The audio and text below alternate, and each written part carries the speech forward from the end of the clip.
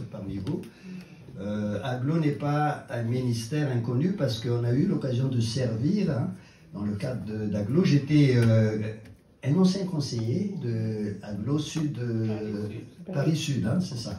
Voilà, donc je connais un petit peu. Voilà, mais c'est vraiment un honneur aujourd'hui d'être parmi vous. Voilà, et nous allons vous partager un petit peu ce que le Seigneur nous a mis sur le cœur. Et surtout cette vision du royaume. Donc je vais aller droit au but parce qu'on n'a pas beaucoup de temps. C'est mieux, hein.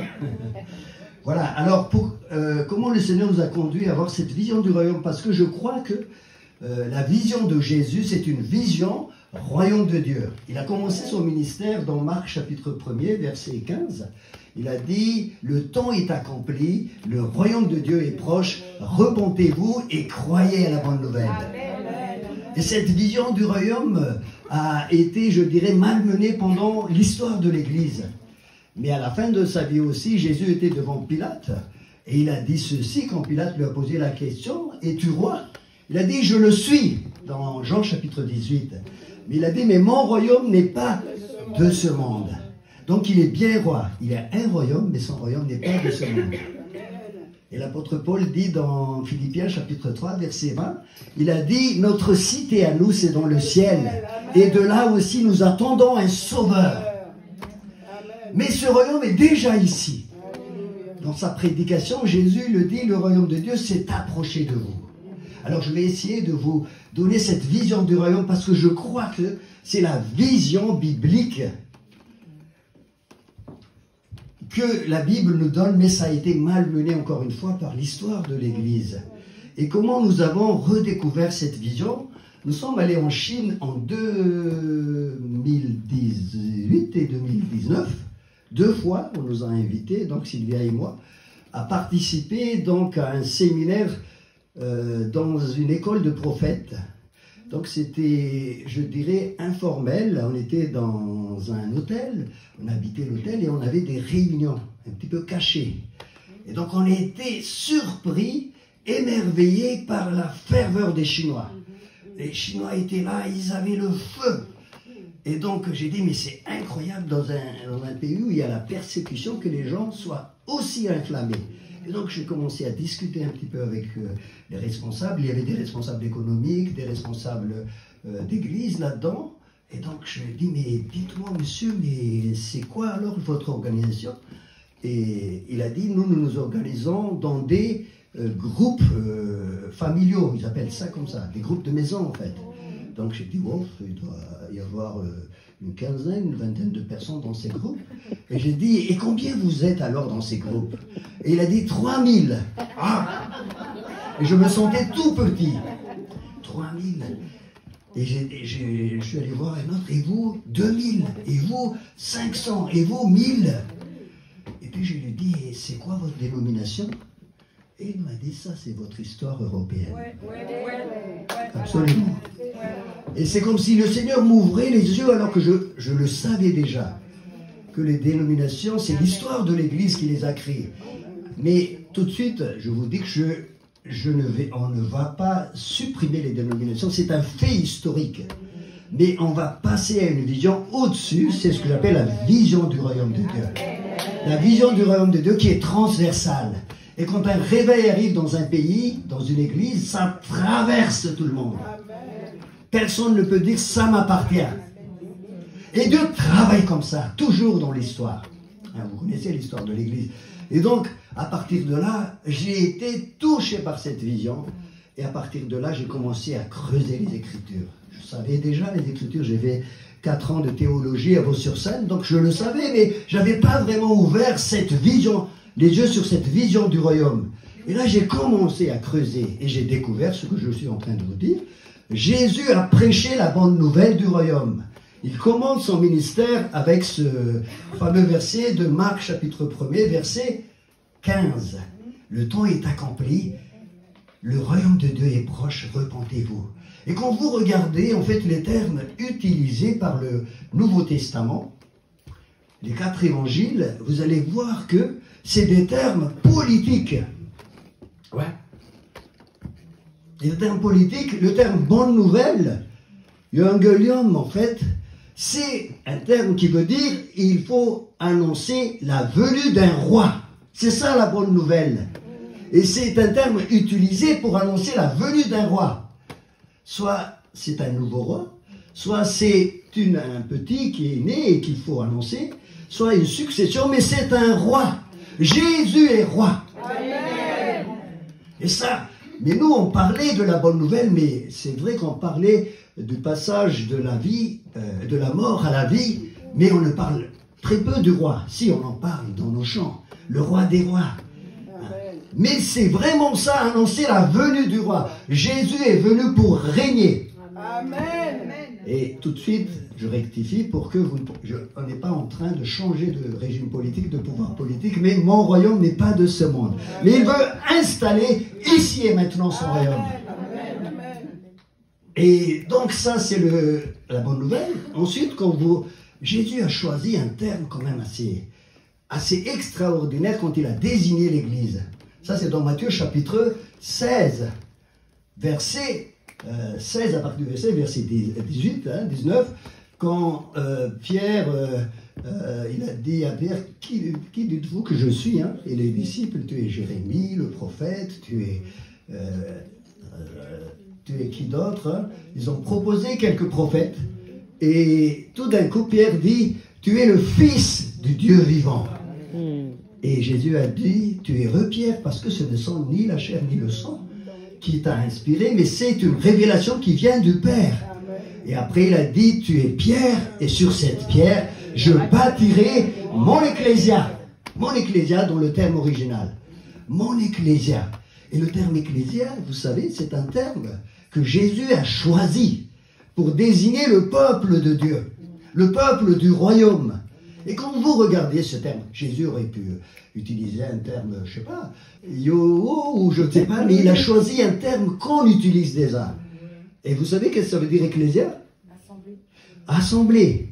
Donc qui règne, qui dirige en fait une ville, qui impacte sur la vie de la ville, qui prend des décisions et qui organise. Et Jésus est venu pour installer son ecclésia. Amen.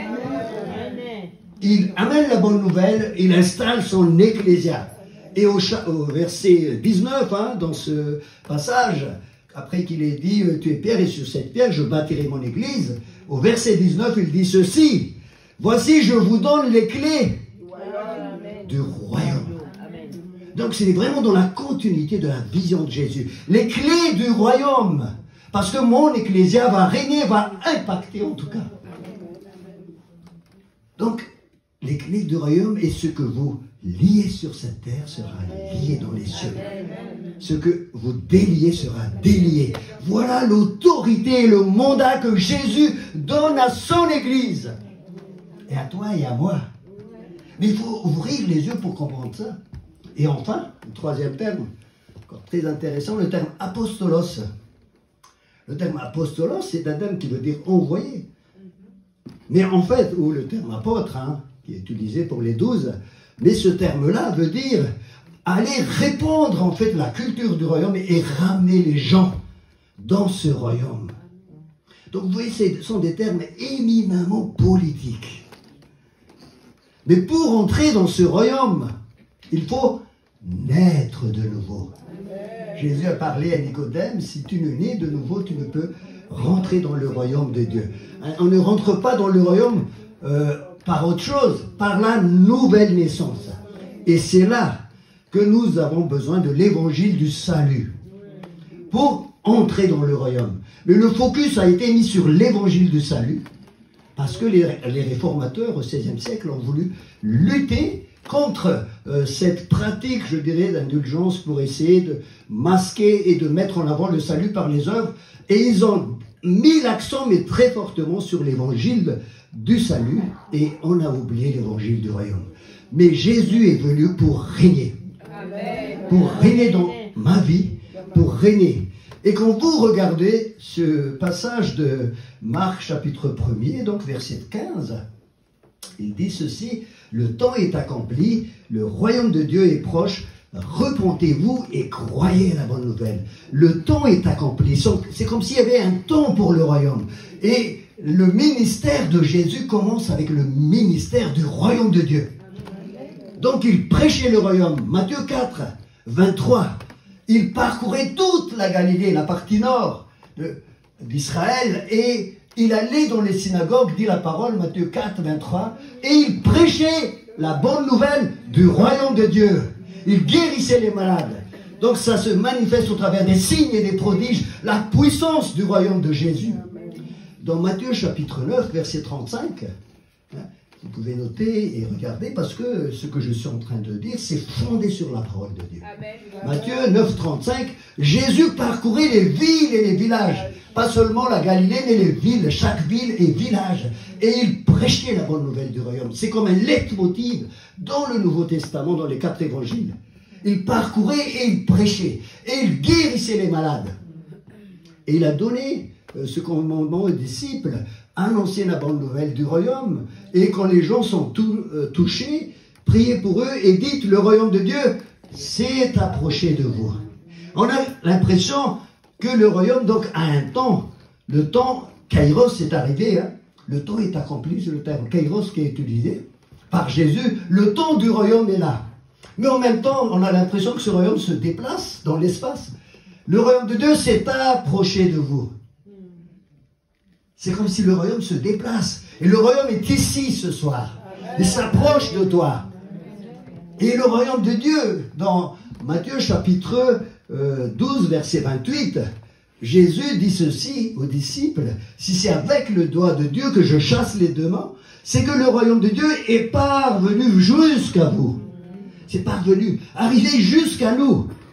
Et dans Luc chapitre 17, verset 21, Luc 17, 21, ne dites pas le royaume est par là ou par ici, mais le royaume de Dieu est en vous, au milieu de vous, parmi vous. Le royaume de Dieu est en toi, en moi. Le royaume est là parce que le royaume est ici et maintenant. Quand tu passes des ténèbres à la lumière, le royaume de Dieu vient sur toi. Tu es né de nouveau et tu rentres dans le royaume. Un royaume, c'est un roi, c'est un territoire et un peuple. C'est ça un royaume. Et nous sommes passés des ténèbres, Colossiens chapitre 1er, verset 13, il nous a délivrés des puissances des ténèbres et nous a transportés vers le royaume de son Fils bien-aimé. Tu passes des ténèbres au royaume de Dieu. Et quand tu rentres dans le royaume de Dieu, tu es porteuse et porteur du royaume de Dieu. Parce qu'il est en toi, il est en moi. Et tous les sens de l'évangélisation, les sens nature, est inspiré par ça. Je suis porteur du royaume de Dieu. Quand je me déplace, le royaume se déplace avec moi. Quand je vais au supermarché, le royaume est dans le supermarché au travers ma présence. Parce que Jésus est en moi. Le royaume est en moi. Donc je suis porteur et aglo et porteur de lumière. Amen. Et je porte ce royaume. Je vais avec ce royaume partout où je vais. Waouh! Et le royaume est ici et maintenant. Vous voyez, ça change tout. Ça change tout. Et moi, quand j'ai ouvert les yeux sur ça, j'ai dit: mais Seigneur, je suis porteur de ce royaume. Et un jour, j'étais, vous savez, moi j'aime bien le sport. Je suis allé faire du basket, pas trop loin de chez nous. Il y avait un terrain et j'aime bien, maintenant je ne fais plus dans les clubs, mais je fais quelques shoots, quelques tirs comme ça. Et je suis venu avec mon ballon. Et tout d'un coup, je vois un jeune qui portait des béquilles et qui avait du mal, qui se déplaçait comme ça. Et du mal. Et tout d'un coup, il y a une petite voix qui lui dit: tu vas prier pour lui. Il dit: mais Seigneur, moi je suis venu pour faire du basket. Hein? Je suis venu pour faire du basket et puis je n'ai pas du tout pensé à ça. Il faut que je me prépare. Le Seigneur l'a dit: le royaume est en toi. Tu es porteur de ce royaume. Tu vas prier pour lui. J'ai dit: ok alors, mais comment faire? Et puis j'ai dit: ok, j'obéis, je me suis approché. Donc il y avait 5, 6, 7 jeunes. Hein? Et puis j'ai dit: mais qu'est-ce qui t'est arrivé là? Pourquoi tu... Il a dit: monsieur, je suis tombé, j'ai très mal, je ne peux plus marcher. Donc on m'a donné ces béquilles-là, ça fait mal partout. Et voilà, il se plie un peu comme ça. Puis je lui dis: je peux prier pour toi? Il regardait comme ça. Il a dit: oui, si vous voulez. Puis il réfléchit 2 minutes, il a dit: mais moi je suis musulman. Hein. Et puis il lui dit: c'est vrai, tu as raison, je vais prier Jésus, mais Parce que Jésus, j'ai dit, les musulmans aussi le connaissent, hein, c'est ça, mais il est là. Et puis réfléchis 2 secondes, levez les yeux alors. Je pose ma main là, et je n'ai pas prié longtemps, j'ai dit au nom de Jésus, j'ordonne à cette jambe de se remettre en place. Et tout d'un coup, j'ai dit, je suis choqué, je suis guéri. Il commence à marcher. Et il me donne ses béquilles, et il y avait 4-5 jeunes là, je leur ai présenté l'évangile, je leur ai donné l'évangile. Waouh! Et là j'ai compris que le royaume de Dieu est avec moi. Le royaume de Dieu va là où je vais. Et le royaume de Dieu est avec toi, ma soeur. Il est en toi. Le royaume de Dieu est avec toi. Et il faut que nous enlevions ces écailles que l'ennemi a mis. Parce que le royaume, nous sommes porteurs de ce royaume qui est ici, déjà ici et maintenant. Ça ne dépend pas de l'âge, ça dépend de la présence de Jésus en moi. S'il est roi de ma vie, le royaume est en moi. Et un jour, je suis allé acheter du café parce que, bon, c'était un matin, il n'y avait plus rien. J'ai dit, Sylvia, écoute, je vais chercher du café là, à l'épicerie en haut. Et il y avait un employé là-dedans. Et tout d'un coup, j'avais à cœur de lui parler du Seigneur. Et puis, je lui ai donné j'ai toujours un petit truc avec moi. Je lui ai donné un petit sticker. Jésus, tu es précieux pour Jésus. Et il était touché. Et tout d'un coup, au moment où je discutais avec lui, le Saint-Esprit me dit, il a un petit problème de santé. Et je lui dis, mais ça va là? Qu'est-ce que vous n'avez pas de problème? Il a dit, si, j'ai un problème. Qu'est-ce qui vous est arrivé? Et je suis tombé du vélo et j'ai mal partout et je ne peux plus travailler normalement. J'ai dit, est-ce que vous acceptez que je prie pour vous? Il a dit, oui, je veux bien. Donc j'ai commencé à prier pour lui. Au nom de Jésus, sois guéri. Amen. Et après, je lui ai remis un évangile. J'ai dit alors? Et là, il n'a rien dit. Et bon, j'ai dit, ok, je laisse le Seigneur faire aussi son travail. Et donc, je lui ai donné aussi l'évangile pour le patron. Et donc, il a pris. Et le lendemain, il n'y avait toujours pas de café. J'ai dit à Sylvia, écoute, je vais racheter de nouveau du café là-haut. Puis j'arrive et le monsieur était là. Et j'ai dit, alors, comment allez-vous? Je suis guéri, il saute comme ça. Le royaume de Dieu est en vous. Amen. Ça ne vient pas de moi. Vous allez me dire, mais André, il a l'habitude. Non, tu es porteur. N'accepte plus les mensonges de l'ennemi. Tu es porteur, porteuse de ce royaume. Et le royaume est en nous. Le royaume de Dieu n'est pas ici ou là-bas. Il est au-dedans de vous. Entos, dans le terme grec. Entos, en moi, parmi nous. Et quand nous nous réunissons comme ça, Jésus est ici. Et il veut faire des miracles ici. Parce qu'il est là. Il est présent parmi nous, au milieu de nous, en nous. Et il règne. Et il a dépouillé les dominations et les autorités. Il les a livrées publiquement au spectacle, en triomphant d'elles, par la puissance de la croix. À la croix, il a vaincu toutes les puissances. Est-ce qu'il a fait ça pour lui? Non, parce qu'il était roi de toute éternité. Il était roi sur la terre. Il sera roi éternellement. Pour qui il a fait la victoire? C'est pour toi, c'est pour moi. Il a dépouillé les puissances et les autorités. Il les a publiées, il les a livrées publiquement en spectacle, en triomphant d'elle par la croix. C'est ça ce qu'il a fait pour toi. Tu as l'autorité, tu es mandaté.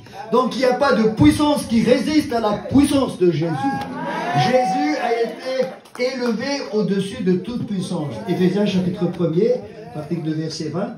De toute principauté, de tout nom qui peut se prononcer dans le présent siècle et dans les siècles à venir. Il n'y a pas de nom au-dessus de Jésus. Ça n'existe pas. Jésus est roi. Et il est en roi. Il est mon roi. Et il habite en moi. Vous voyez la différence? C'est ça qui change complètement le paradigme. Et c'est pour ça qu'on vit l'évangélisation.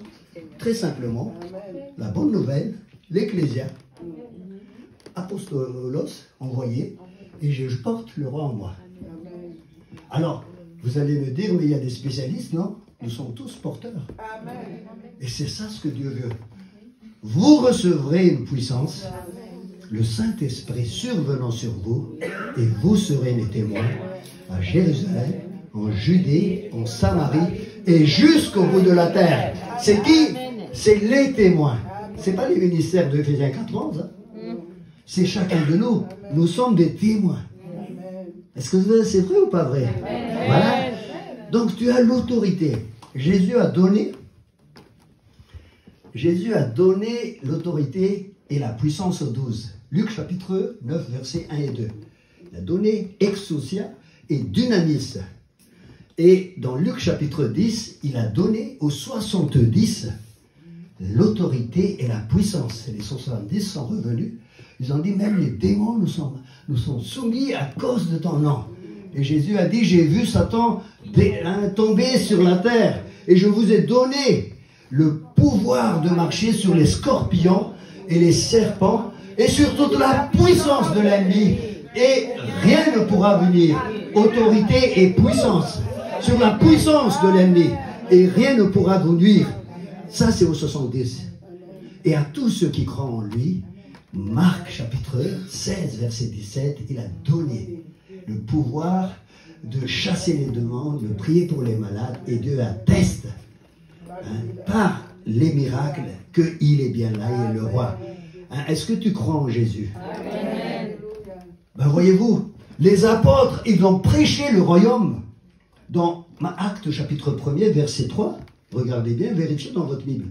Pendant 40 jours, Jésus s'est entretenu avec les disciples. Et de quoi ils ont parlé? Regardez.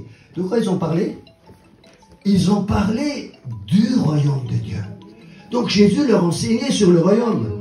Et à la fin du livre des Actes, Actes chapitre 28, verset 31, l'apôtre Paul était en prison et il recevait les gens. Et de quoi il parlait? Regardez bien, il parlait du royaume.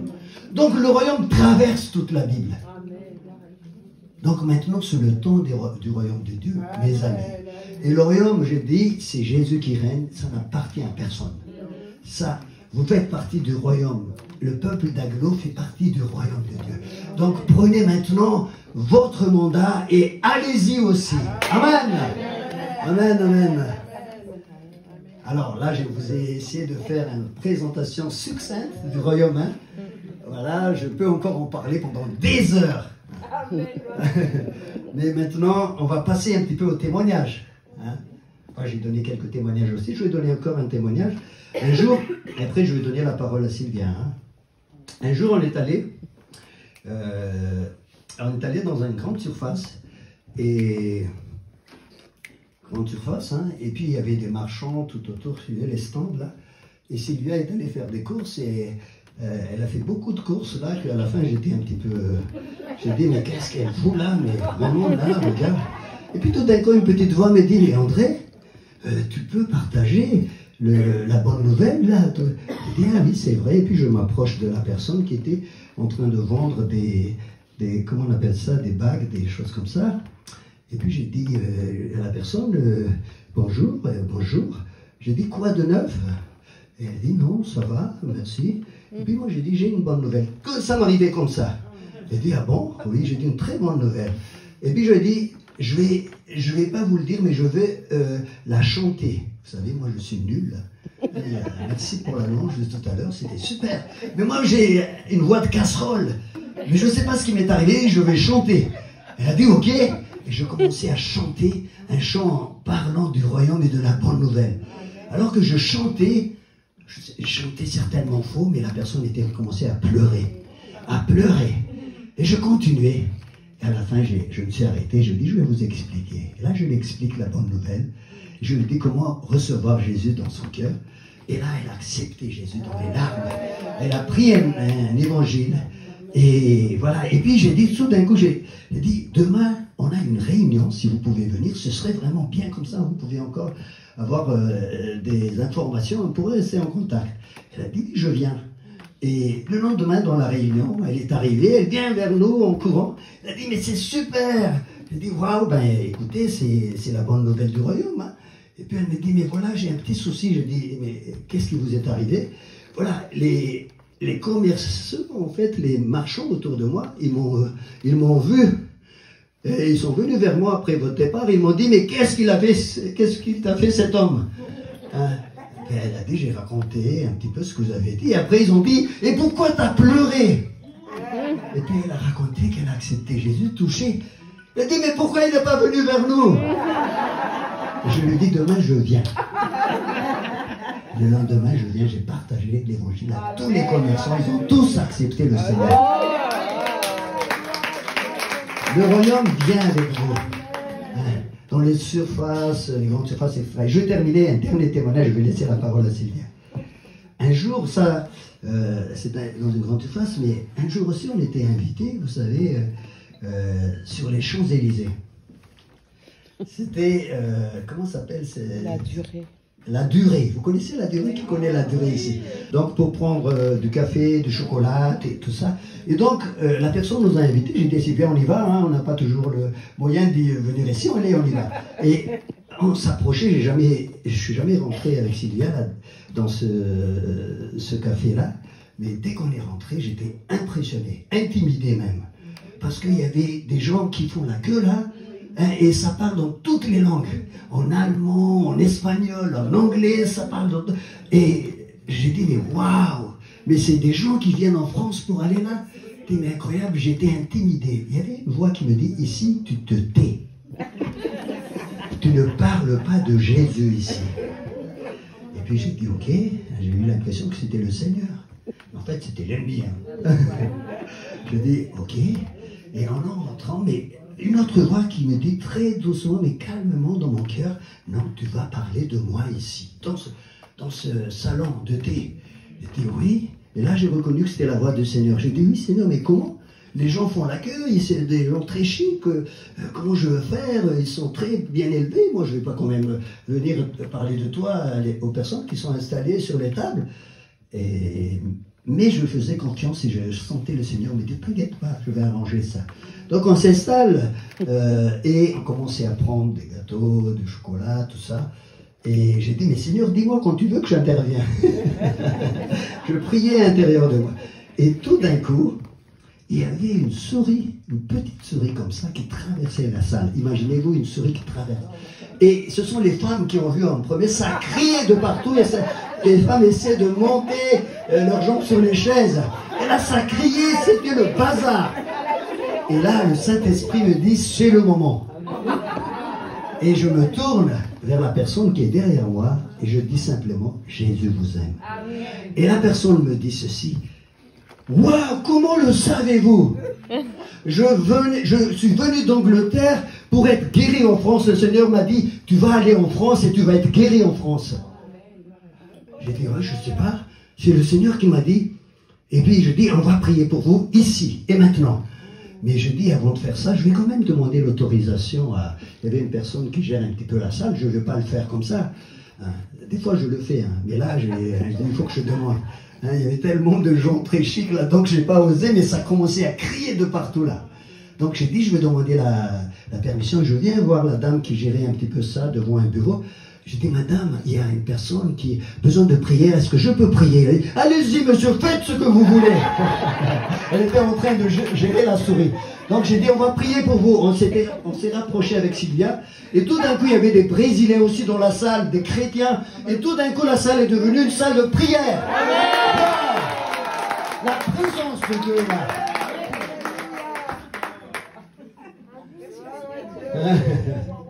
Vous savez, le royaume s'installe.